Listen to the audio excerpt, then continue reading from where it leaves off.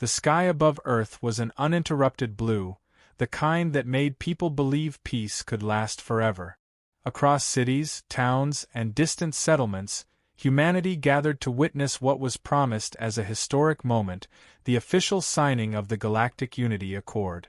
It was being broadcast live from the orbiting Citadel, the central diplomatic station built as a symbol of the new peace between Earth and the Galactic Empire. Children sat on rooftops with their parents. Markets paused their trading. Even military bases across the solar system tuned in. Screens flickered on with the golden insignia of the Empire, accompanied by ceremonial music, sleek and emotionless. At the center of it all, an empty stage of glass and obsidian waited in silence. The countdown ticked. Damon Fay, a maintenance engineer on Titan, leaned forward in his chair inside the station's communal lounge. His 10-year-old son, Milo, waved from a video call window in the corner of the screen. "You think they'll actually sign it, Dad?" he asked. "They don't build monuments that big just to walk away," Damon replied, ruffling his graying hair. "It's all politics. Just smile and wave. The Empire needs us, not the other way around." The feed flickered. Across the solar system, screens turned black for a heartbeat, then returned, but not to the expected celebration. Instead, a single figure emerged in view, standing tall within a vast, shadow-drenched chamber. The throne behind him gleamed with jagged, alien metal. His face was gaunt, inhumanly smooth, and his eyes burned a vivid green that defied natural light. "I am Zalthor," he said in a voice that seemed to vibrate through bone rather than air. "And this message is not peace. It is correction." In the silence that followed, a chilling sensation crawled down Damon's spine. Milo's voice was still audible. "Dad, who's that?" Around them, across Earth and the colonies, nobody moved. No one spoke. The screens changed again. 12 camera feeds appeared, each labeled with a human colony name. New Eden, Arcadia, Ganymede Prime, others. Families, citizens, children. 100 million visible faces. Zalthor raised a hand. "Your species has violated natural order. Expansion. Defiance. Contamination. Today, you are made irrelevant." In synchronized precision, orbiting satellites deployed from stealth. Damon recognized them instantly, orbital mass drivers, illegal by every intergalactic treaty. They powered up. "No," Damon whispered, standing too late. "Milo, get your mom. Get to shelter. Now." But Milo wasn't moving. His screen froze. His smile lingered half a second longer than it should have. Then came the light. New Eden vanished. Then Arcadia. Then Ganymede. One by one, the colonies disappeared, not with explosions, but erasure, converted to ash and silence. The feeds did not cut away. They lingered. Damon screamed at the screen, at himself, at the Empire. But there was nothing to reach. No one to blame but the face that had orchestrated it all, now smiling faintly. On Earth, chaos rippled like electricity. Sirens wailed. People ran into the street. Others dropped to their knees. The broadcast continued. It would not be turned off.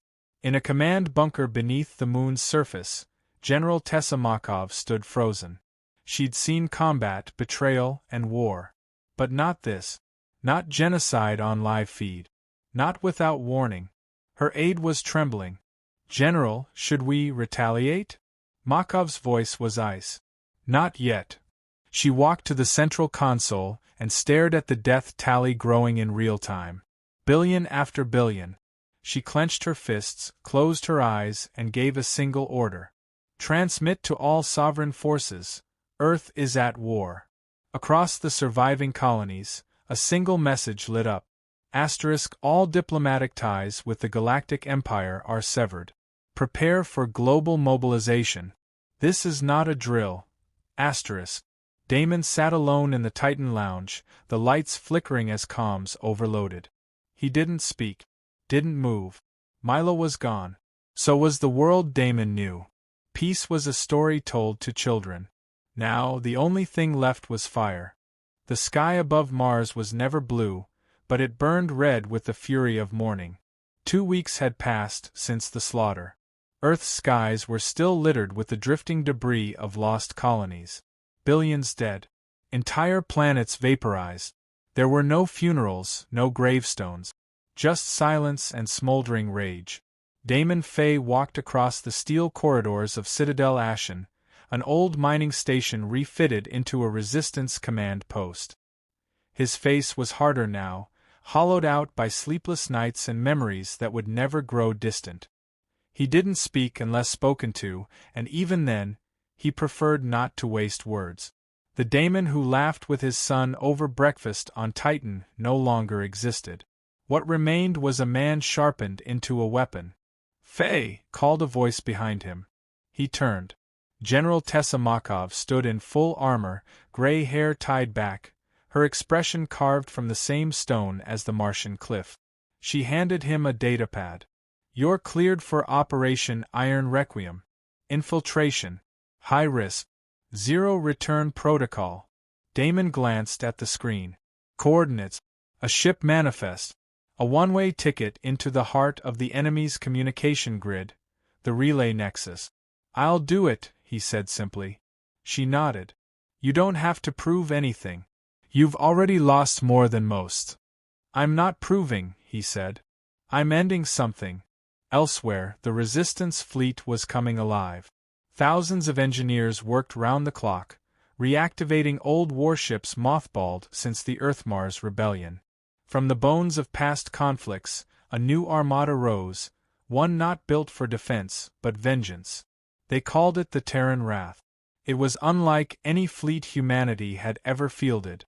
Fusion-powered dreadnoughts, quantum disruptor frigates, AI-piloted torpedo wings. Humanity no longer begged for survival, it prepared for retribution. On the outer rim of the Vega system, the Wrath's first strike was unleashed. A silent approach under the cover of solar static allowed the fleet to descend on an unsuspecting Imperial listening post. It was a clean ambush. Swift, brutal. The Empire's fleet was obliterated in 13 minutes. Not a single human ship was lost. The message was intentional. Earth was not broken. News of the counterstrike traveled faster than fire through dry brush. Across the galaxy, other enslaved species paused, watched, and, in secret corners of Imperial space, whispered. If humanity could strike the Empire and live, maybe others could too. In a darkened room aboard the command vessel Lament's End, General Makov stared at dozens of feeds. Ship movements, intercepted transmissions, planetary scans. She stood surrounded by officers who looked to her for direction, but none of them saw what she saw. Not yet. "The Empire underestimated us," she said. "They thought killing billions would erase us. They didn't understand humans don't mourn in silence. We mourn by building the weapon that will bury you." One of her aides approached, hesitant. "General, we're receiving rebel signals from Krell, 9 and Della Prime. Their populations are rising up." A flicker of hope crossed her eyes. "Good. Let them know they're not alone. Tell them Earth fights for every species they burned." Meanwhile, Damon boarded a disguised freighter bound for the Empire's relay nexus. He wore no uniform, no insignia, just a battered coat, a concealed neural disruptor, and the final message from Milo encoded on a pendant around his neck. The ship's AI spoke softly as it prepared jump calculations. "Passenger 1, do you require sedation for long-distance travel?" "No," Damon muttered, eyes fixed on the stars outside. "I want to feel every second of this." In the belly of the ship sat the payload, a quantum viral bomb capable of corrupting every relay transmission hub within the Empire's broadcast grid. Once deployed, it would sever their propaganda, cut off their unity, and spark chaos in every star system they controlled. He didn't know if he'd survive the drop. But that wasn't the point. Survival was never the point. He leaned back, closed his eyes, and whispered to the darkness, "I'm coming, Milo. Just hold on a little longer." The ship vanished into FTL silence, a ghost bound for the heart of an empire that still believed humans could be silenced. But Earth had found its voice. and it was made of war.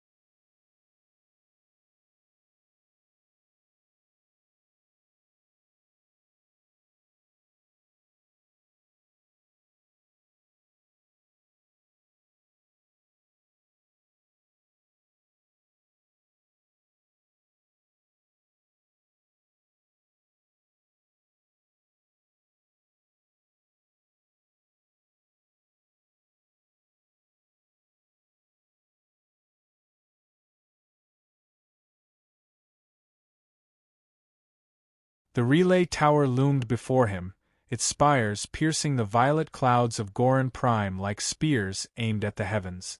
Damon Fay crouched beneath the skeletal remains of a ruined observatory, his breath shallow, limbs aching from the 3-day crawl through enemy territory. Above him, the Empire's core broadcast station pulsed with a rhythmic hum, transmitting lies to half the galaxy. Unity, order, peace. All crafted by a regime that had vaporized his sun in a broadcast watched by trillions. He tapped the side of his gauntlet, triggering a silent diagnostic. The quantum viral bomb strapped to his back was stable. One charge, one chance. It would erase the Empire's communications nexus, plunging them into silence. Damon would not make it out. That had never been in question. 2 guards passed within meters, tall insectoid sentinels with blades for arms and faces like polished bone. He didn't breathe. Not until their footsteps faded into the storm. Lightning cracked overhead, backlighting the monstrous tower with ghostly brilliance. The entrance was sealed with a biolock keyed to Imperial blood. Damon retrieved the stasis vial hidden in his boot and thumbed the release. Inside, a single drop of viscous, dark fluid shimmered, the DNA of a slain warden taken during a skirmish near Vega. He pressed it to the scanner. The door hissed open. Inside, the air smelled like sterilized metal and ozone. Cold. Silent. Empty. Rows of monitors displayed Imperial broadcast feeds. Doctored images of alien children smiling, star systems applauding the Empire, Earth cities replaced with fabricated compliance. Damon moved through the corridors without a sound, guided by instinct and grief. Each step brought him closer to the tower's core. He reached the broadcast chamber. In its center stood the beam emitter, a colossal crystalline node humming with energy. This was the throat of the beast, the place from which Zal Thor's voice slithered into every mind across the stars. Damon knelt at its base and unlatched the bomb from his back. He hesitated only once, pulling Milo's pendant from his neck and placing it beside the device. He activated the countdown. 15 minutes. From a concealed pocket, he removed a small transmitter and synced it to the feed. The chamber's walls blinked, recognizing a signal override. Damon stepped forward, bathed in white light, as his image was suddenly broadcast across the Empire's relay network. Every screen, every feed, every planet. They saw a human. Tired. Weathered. But unbroken. My name is Damon Fay. You may not know me. You don't need to. But you know what happened. You watched it. 69 billion of us, gone in a moment, broadcast like entertainment. My son, Milo, was one of them. He paused, his voice calm. No rage. Just sorrow carved into resolve. I am not a soldier. I wasn't trained to fight empires. But I learned how to make them bleed. He reached down, lifted the pendant into view. The image of a boy flickered to life. A simple smile, the last frame captured before the destruction of New Eden. This is what you did. This is what you are. And this is where your silence begins. He dropped the feed. Outside, alarms blared. The sentinels had discovered the breach. Damon heard the storm of footsteps closing in. He drew a pulse pistol and fired into the door control. It sparked, sealing him inside. 10 seconds. He sat beside the bomb, resting his hand on Milo's pendant, and looked up into the pulsing emitter above. See you soon, kid. The explosion was quiet at first, a ripple of white light, then a shock wave of data corruption that shattered the crystal core. Across the galaxy, screens flickered and died. Broadcasts ceased. Propaganda collapsed into static. In the vacuum left behind, confusion and fear erupted. And then, rebellion. The Empire's control was not just military, it was myth. Built on the illusion of their infallibility, their omniscience. With that illusion destroyed, cracks spread faster than fleets could fly. On Earth, General Makov stood before a global council. The news was already spreading. The relay nexus is gone, she said. And with it, their ability to blind the galaxy. Someone asked the obvious. At what cost? She didn't answer. Instead, she turned and placed a black data chip into a holovault. A single name glowed across its surface. Damon Fay. Record it, she said. Every world. Every child born under free stars. They will know his name. Outside the command center, a garden had begun to grow, a rare patch of green on the Martian soil.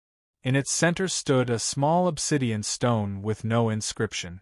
Just a symbol, a broken crown split down the middle. The war was not over. But humanity had found its hero. The fire hadn't died. It had simply moved into the hearts of those who remained. On Della Prime, where human workers once labored under biochains, the uprising had erupted like a storm.